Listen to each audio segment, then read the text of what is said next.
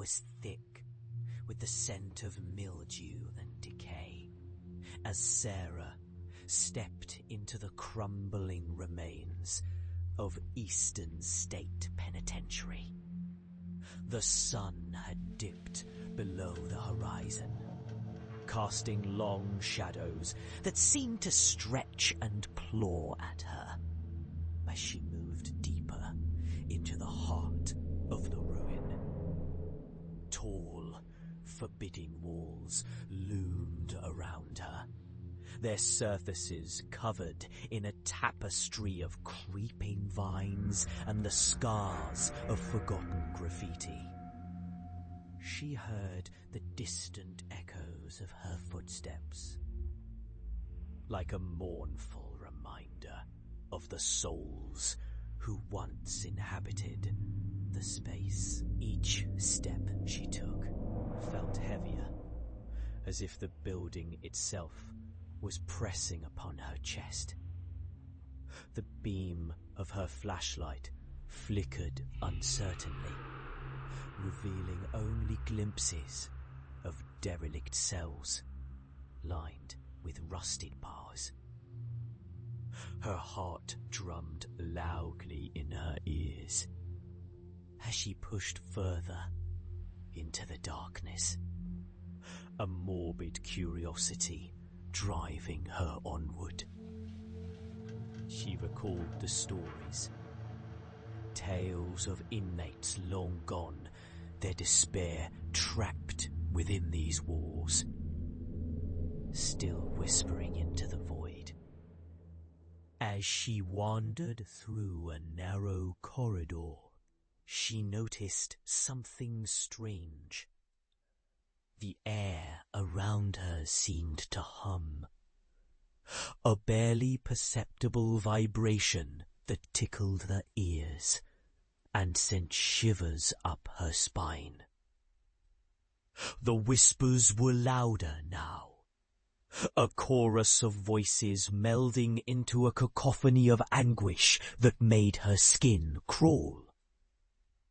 She paused, straining to catch the words, but they echoed hollowly, slipping through her grasp like shadows.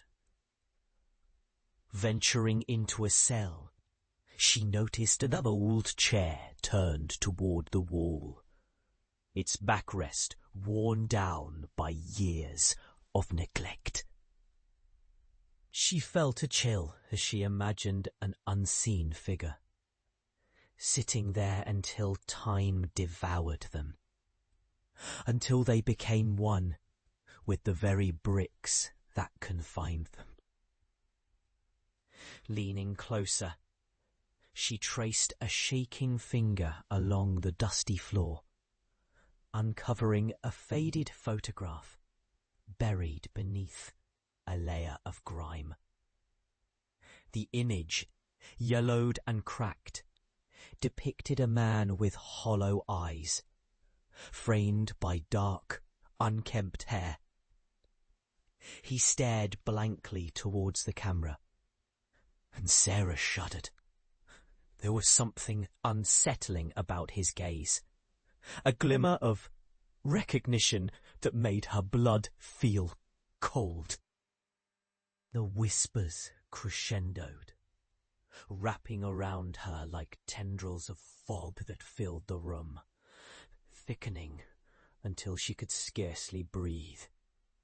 She turned to flee, but the cell door slammed shut with a deafening finality. Panic surged as her heart raced. The scratching at the walls began, a relentless sound that clawed at her sanity. She pressed her hands against the bars, desperately shaking them, but they held fast, just as they had for the many souls who had perished here. Then, among the chaos of whispers, a voice broke through, clear and distinct. "You shouldn't have come here." It reverberated in her mind, echoing with an intimacy that twisted her stomach into knots. With every pulse of her heart, the warning intensified. A reminder of her own choices and the weight they bore. In that moment, Sarah understood the truth. The stories of the damned were not merely tales of horror.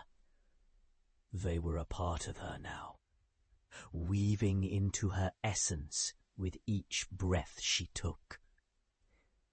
She felt the cold fingers of the past wrap around her throat, squeezing tighter as she was engulfed in darkness. The whispers faded, leaving silence in their wake, as if they had claimed another life. Just outside the door, the shadows watched, waiting for the next curious soul to wander into their grasp.